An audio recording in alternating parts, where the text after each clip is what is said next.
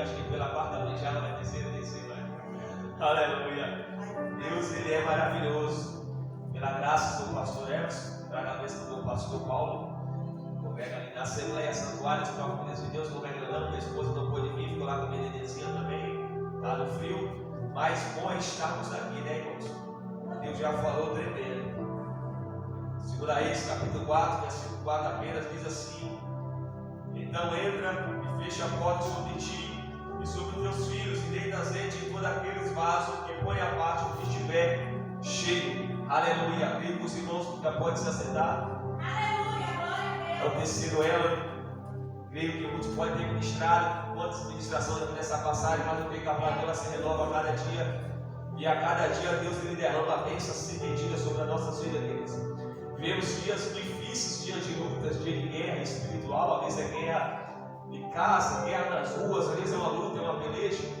E às vezes chega ao ponto de nós questionarmos, até esquecer, né, quem é que nos chamou, que nos convocou.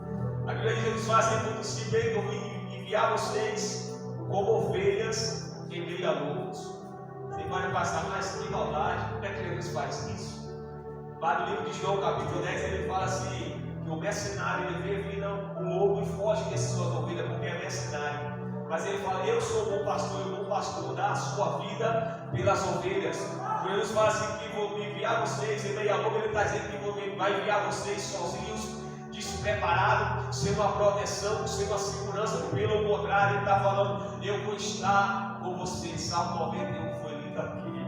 Aleluia. Livro 2 Reis, capítulo 4, ao qual nós lemos. Eu gosto de sempre dar uma viajada pelas Escrituras. E a Bíblia fala a respeito de multiplicação.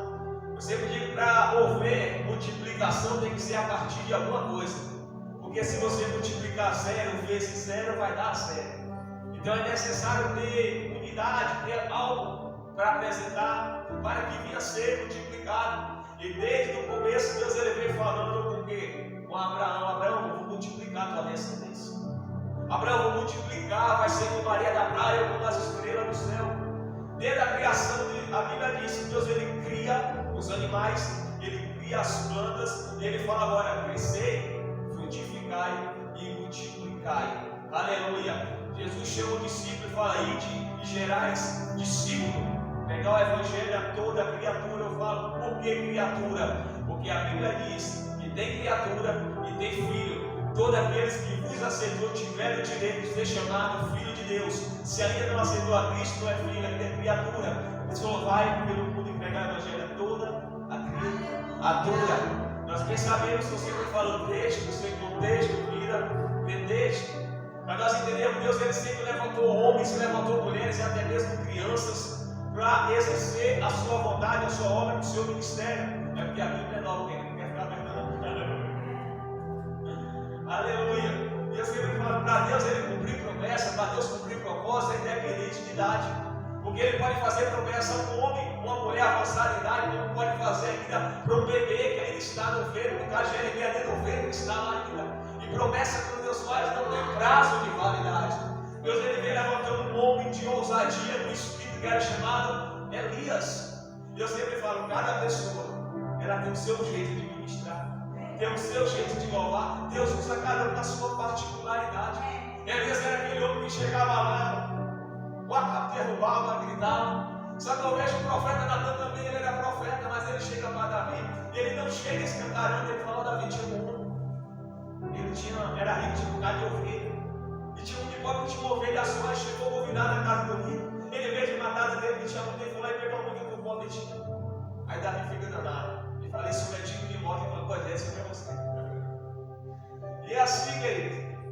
E aí Deus ele usando Elias porque o tempo de Israel, aquele povo eleito, aquele povo que Deus tinha escolhido, que Deus tinha separado entre outras nações, a todo momento estava virando as costas e corrompendo para Deus.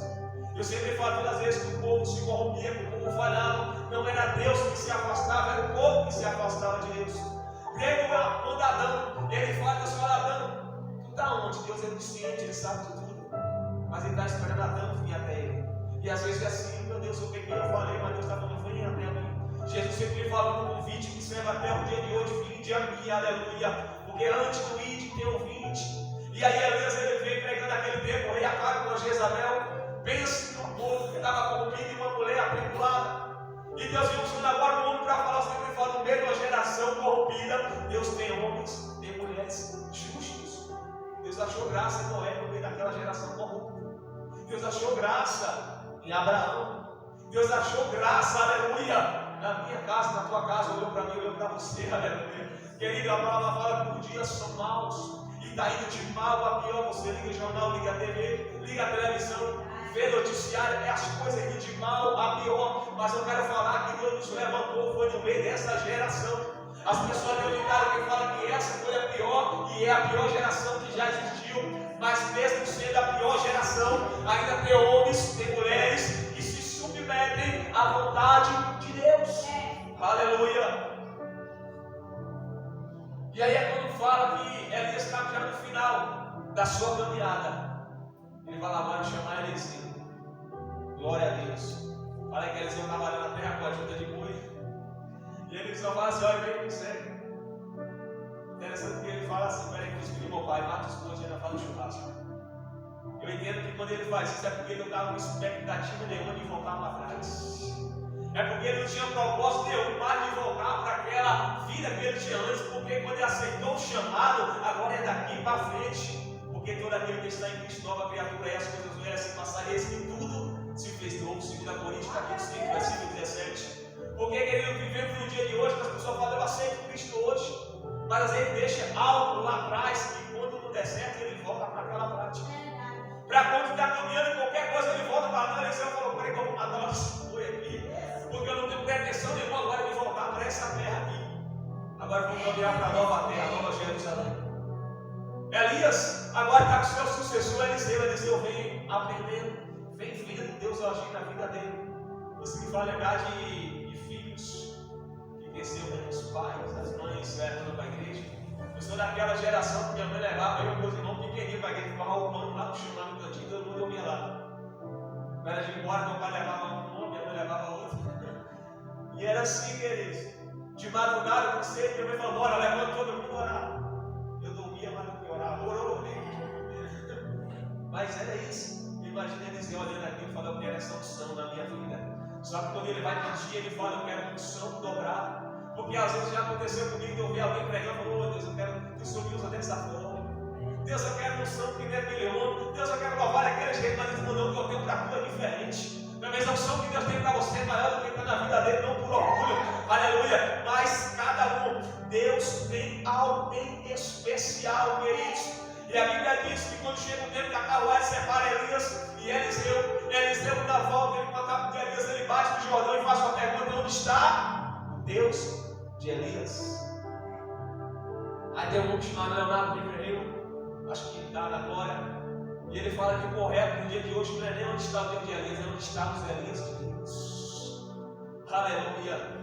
Queridos, o Jordão se abre, eles em paz, porque o Deus de Elias é o Deus de Elias, é o mesmo Deus que nós servimos. A Bíblia diz que o nosso Deus é imutável, ele é o mesmo ontem, é o mesmo hoje, é o mesmo eternamente. Ele operou no passado, ele opera no presente, ele está operando lá no futuro. Nós somos limitados, nossos pensamentos são limitados, nós não sabemos o dia de amanhã, nem mesmo daqui a 1 segundo, 5 segundos, 10 minutos. Nós não sabemos, mas Deus ele já está lá. Aleluia. Também Deus já está dando um livramento lá na frente. Nós estamos aqui, Deus já está derramando o azeite lá na nossa casa. Nós estamos aqui, a bênção está preparada logo ali na frente. Aleluia. E às vezes nós estamos que nem Gideão, e às vezes a gente se questiona mesmo, querido. Aqueles que o povo lá plantava, deixava tudo, e teve os midianitas, teve os filisteus, acabavam com tudo. E aí do nada aparece um anjo e falou: o Senhor é contigo, varão valoroso. Mas o Senhor é comigo, por que vem todas essas coisas? E não é, meu Deus, mas eu vou para a igreja porque vem tanta prova. Meu Deus, mas se eu te louvo, se eu oro, se eu faço propósito, porque vem tantas lutas, aleluia. Mas a palavra ainda é a mesma: eu sou contigo, varão valoroso. Aleluia. Porque a prova, a dificuldade, ela não está dizendo que é a ausência de Jesus Cristo. Ela não simboliza que Cristo te abandonou, ao contrário, ele está te dando força. Ao contrário, ele está te dando capacitação. Ele está te dando aprendizado, e é nessa aí que ele está te preparando para algo maior. Jesus estava no barco, o discípulo estava lá: mestre, vamos morrer. Ele estava em silêncio, mas estava lá dentro, mas ele em silêncio, não é a ausência de Deus. Aleluia. Aleluia. E agora depois que Elias vai, agora Eliseu assume a responsabilidade, porque naquele tempo o profeta, ele tinha a incumbência e ele era como se fosse o símbolo de Deus, porque era ele que apresentava a Deus, que ouvia de Deus, que levava para o povo. Eu sempre falo a diferença de sacerdote e profeta. O sacerdote, ele pegava o sacrifício do povo e ia lá para o templo e apresentava a Deus. O profeta, ele recebe de Deus e vai lá apresentar para o povo. Ó, Deus falou assim, assim e assim. Aleluia. E agora chega nessa passagem, já teve o período daquela seca terrível que Elias orou para que por 3 anos e meio não chovesse. O céu ficou sem dúvida nenhuma. O profeta que orava e o fogo descia. Mas era mesmo que orava e a chuva também descia. Aleluia. E agora vem Eliseu e aquela mulher falou: é meu marido, Deus cego, morreu. Eliseu conhecia aquele homem, porque ela está falando, era teu servo. Tu sabia que ele era temente a Deus. Pois agora nós temos um requisito para apresentar a Deus.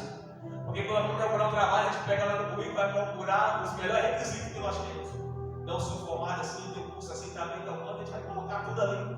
Mas para a gente apresentar para Deus, impressionante, mas ele sabe que ele fica olhando. Deus Todo-Poderoso, foi lido aqui em Salmo 40, né, Pai? Fala de Deus, ele se inclinou, ouve o clamor de um pequeno. E mais ainda, Deus lá do céu, ele olha para o homem que é falho, pecador, o carnal que eu e você, que era agora, e fala: tu tem visto você é um jogo? Tem visto. Deus é longe, ama o ser humano. Aleluia. Mas é isso, queridos. E aí, fala: meu servo, ele morreu.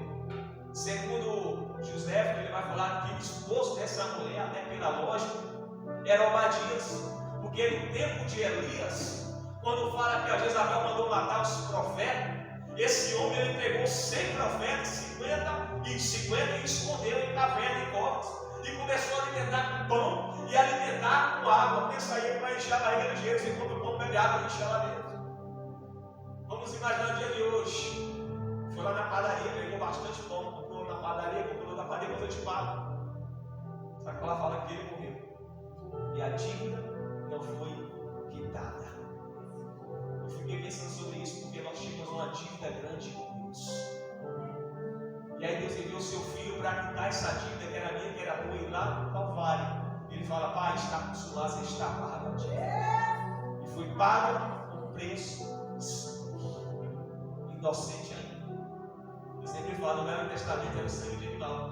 E era cerca de 1 ano que durava ali a remissão do pecado. Matava de 1 ano em ano, tinha que matar outro animal para remir o pecado do pessoal. E Deus fala que Jesus ele fez o único sacrifício para a vida toda. E agora falar, apresentar o nosso corpo, sacrifício vivo, santo e agradável a Deus. Esse é o culto racional de vocês. Agora é vivo, é todo dia, é contínuo, aleluia, apresentarmos a Deus. E agora fala que aquele homem ele morre, só que ele deixou a dívida. E aquela, quem tem, quer receber. Os homens foi na porta bater. Eu vivi numa infância que nós vivemos bem difícil. Tinha 5 pessoas no nosso lado, meu pai, minha mãe, eu, minha irmã e meu irmão. Eu lembro do tempo que meu pai trabalhava de bico, zona rural, e os outros tudo era desempregado. E aí para suprir a necessidade, porque é fácil, a criança chega falando com fome, mas é difícil para o pai ouvir isso e às vezes não ter nada. Por conta disso, meu pai não fazia muitas coisas.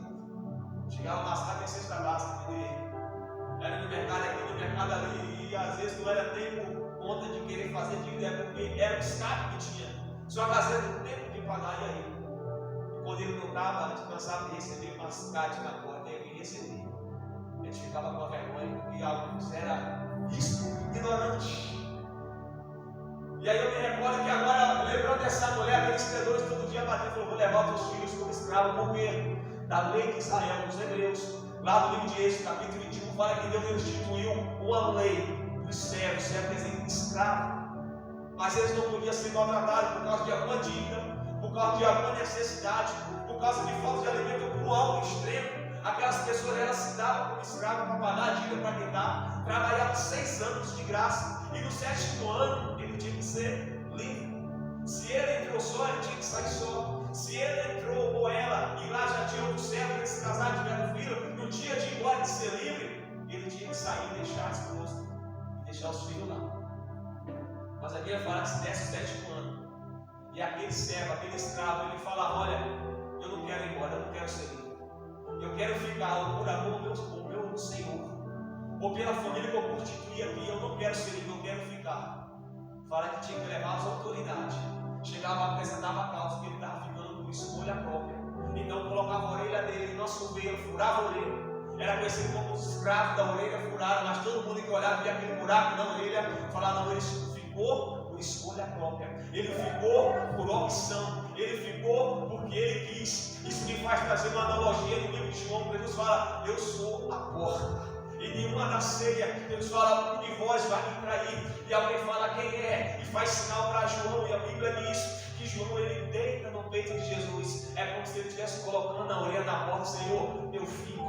Senhor, está difícil, mas eu não vou embora. Senhor, está complicado, mas eu prefiro ficar. Senhor, já deu tempo aqui na terra, mas eu quero ficar até a eternidade. Aleluia. Jesus disse que eu sou a porta. Glória a Deus, aleluia. Porque nós servimos a Ele não é por obrigação. A Bíblia diz: nem por força, nem por violência, assim diz o Senhor, mas pelo meu Espírito. Não é forçado que nós estamos aqui. Ninguém colocou uma coisa que, ó, você vai para a igreja, então você vai acontecer isso. Ninguém nos forçou a nada. Nós viemos aqui, é por amor. Nós servimos a Deus, é por amor, aleluia. Porque foi por amor que Deus deu o seu Filho unigênito, para que todo aquele que nele crê não pereça, mas tenha a vida eterna. Aleluia. Meu marido, você ia morrer no final de casa, agora vem os credores. Pensa aí, vamos trazer no dia de hoje o que o inimigo mais quer: escravizar. O que o inimigo, o mundo mais quer é escravizar, queridos. A Bíblia diz em Romanos 3:3 que o salário de trabalho, o peixe todo vai receber o salário. Pega o cozinheiro. Aleluia, para que eu gostei. Vai falar do salário do pecado e da morte. Mas o dom gratuito de Deus é a vida eterna. Jesus veio para libertar os cativos, tanto de espírito quanto material. Jesus veio para libertar, mas o inimigo ele quer aprisionar. Assim que conhecereis a verdade vos libertará. Aleluia. Jesus Cristo é essa verdade. Glória a Deus. E aí, queridos, Eliseu fala: o que é que tu tem em casa? Primeiramente eu fiquei medando, ela falou: não tenho nada. Tua serva não tem nada. Aí depois parece que aqueles caras na mesa dando uma botija de azeite. E eu falo assim, a gente pensa assim: meu Deus, eu não tenho nada. Aí eu lembro na carta que ele escreveu uma das igrejas de Apocalipse, acho que é a igreja que respira, se me falha a memória. Tu pensa que tu é pobre, mas tu és rico. Aleluia. Eliseu, Samuel foi na casa de Jessé, porque Deus falou: vai lá, porque lá eu tenho desprovido de um rei. Eu imagino Samuel chegando e Jessé: tu deu em casa, eu tenho esse filho aqui, ó, passa um, passa outro. Não é nem um desse, não tem mais ninguém não? Ali no vaso da botijinha. Aí ele tem o menorzinho, está lá no banco. Ninguém vai sentar nele enquanto ele não chegar. Aleluia. E às vezes é aquilo que nós vemos desprezando, achamos que não tem valor. Às vezes é aquilo que Deus quer fazer a obra em cima daquilo ali. Às vezes é aquilo que a gente pensa que é insignificante, é em cima daquilo que Deus ele quer fazer um milagre. Às vezes é em cima daquilo que ele fala: isso aí não tem mais jeito. É em cima dele que Deus quer trabalhar. Aleluia. Pensa aí aquele homem, Paulo admira a história daquele homem. Se for olhar, é o homem menos improvável para Deus usar. Ele mesmo fala na sua biografia da vida: eu sou menos indigno porque eu era perseguidor de cristão. Mas Deus olha e pega aquele homem, quebra a probabilidade, fala: em cima dele que eu vou fazer a minha obra. Vai pregar para os gentios, porque os judeus, a maioria, ninguém queria pregador para os gentios. Tu tem uma casa, tem uma botija de azeite. Aí o profeta dá um recado: pai, pede vasilhas emprestadas. Pede que muitos, não é pouca não. Aí eu, dependente da fé dela, ia querer terminar um tanto da vasilha. Eu vou pegar só 5 vasilhas da boa. E assim só aquela 5. Mas você vai falar: vou pegar logo essas 100 vasilhas. E assim é aquela 100. Às vezes nós olhamos para essa história, mas ela admite também a disponibilidade dos vizinhos de ceder as vasilhas. Aleluia. Porque a Bíblia diz também que às vezes é melhor dar do que receber. A Bíblia fala, Abraão, eu abençoarei os que te abençoarem, mas eu amaldiçoarei os que te amaldiçoarem. Aleluia. E eu fiquei refletindo, eu estava lendo o livro, e eu sei que ele tem casos e casos. Porque às vezes eu olho para o ministério que nós vivemos, eu falo até onde eu congrego também, eu não tenho que a gente ver tantas cadeiras vazias. Eu fui ministrar no final de uma campanha, só tinha 4 pessoas.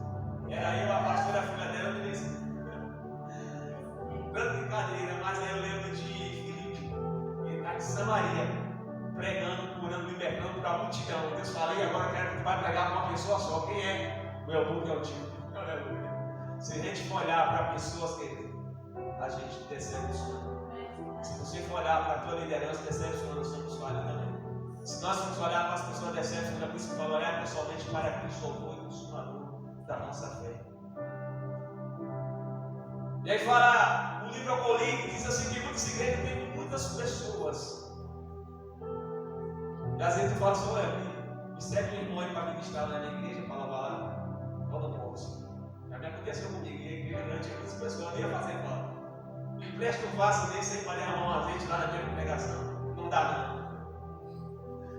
É desse jeito, querido. E aí ela fala, vai lá pegar vasilhas emprestadas, imagina que eles falam, para que essa mulher quer tanta vazia? Para que essa mulher quer tantos vasos? Eu vou lá dar uma olhada. Mas sabe que o profeta já sabe também que Deus revelou ele? Ou tu chega lá, tu fecha a porta.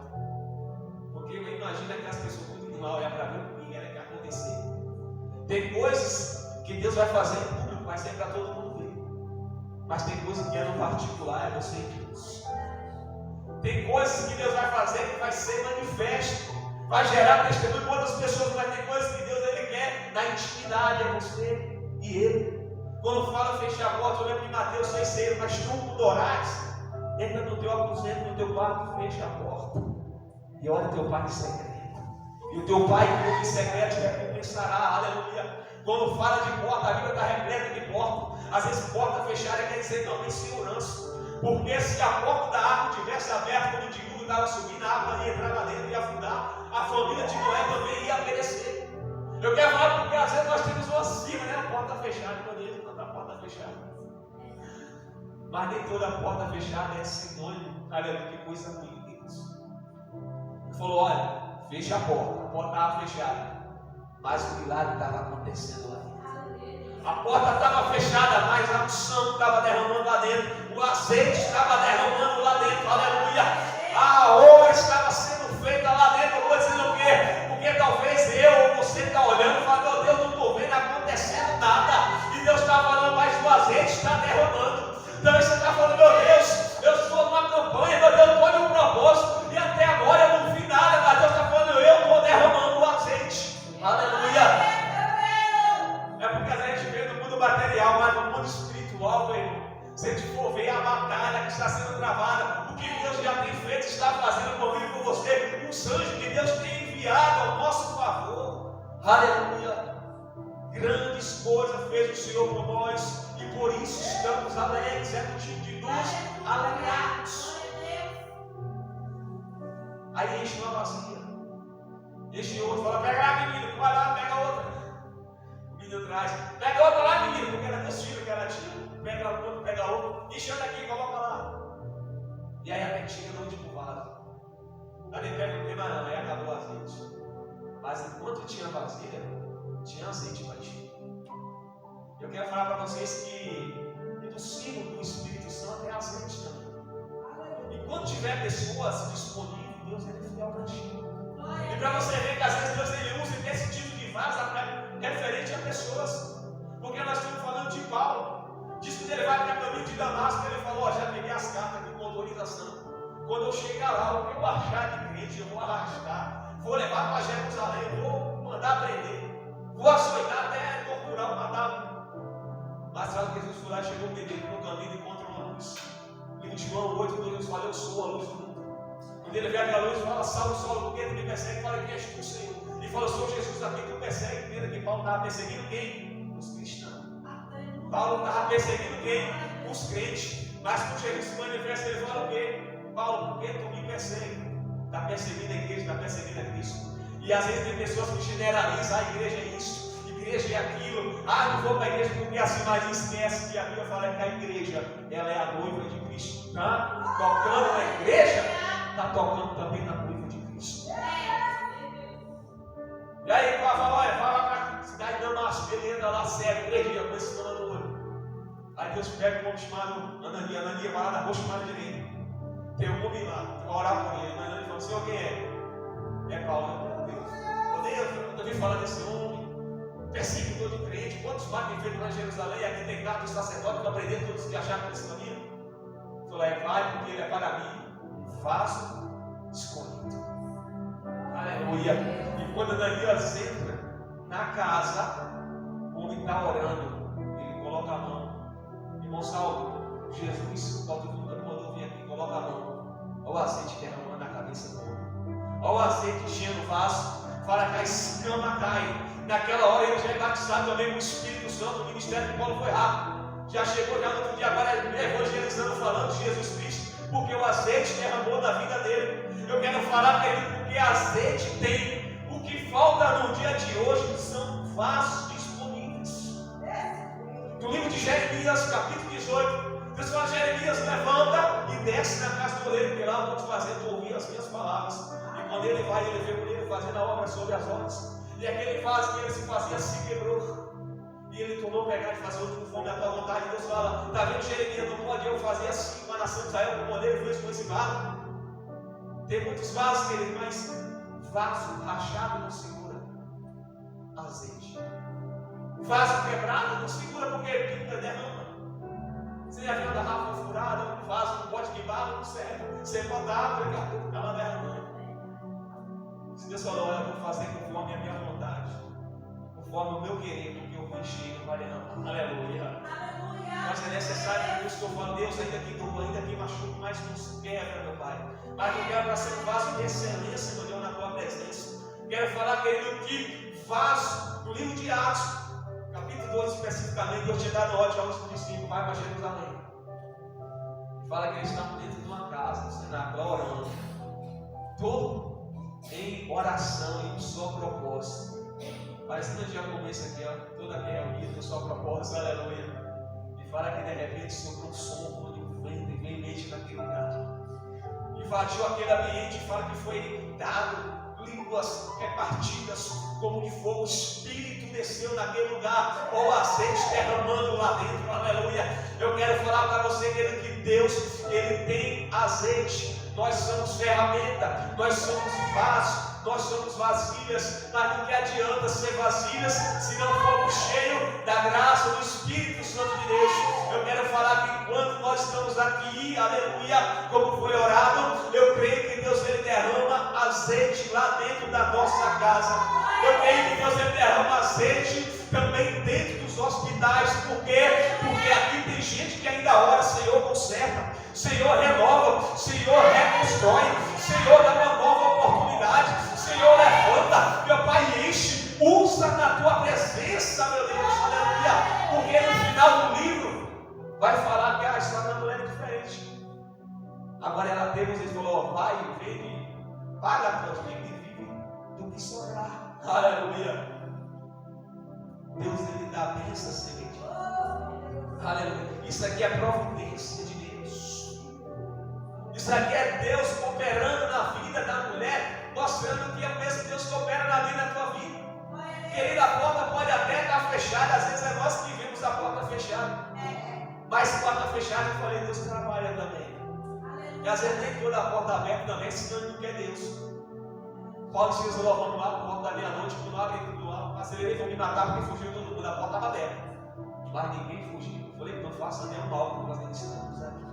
Aleluia. Nem toda porta aberta é Deus que abre, nem toda porta fechada é o diabo que fechou. Mas hoje é culto de campanha, queridos. E eu creio que vai haver testemunho. Aleluia. Então somente persevera. Eu sei que, como aquela mulher foi em busca do profeta, ali o profeta, ele é um símbolo de Deus, porque ele me decide diretamente. Eu sei que nós temos uma campanha, mas continue apresentando as tuas causas a Deus.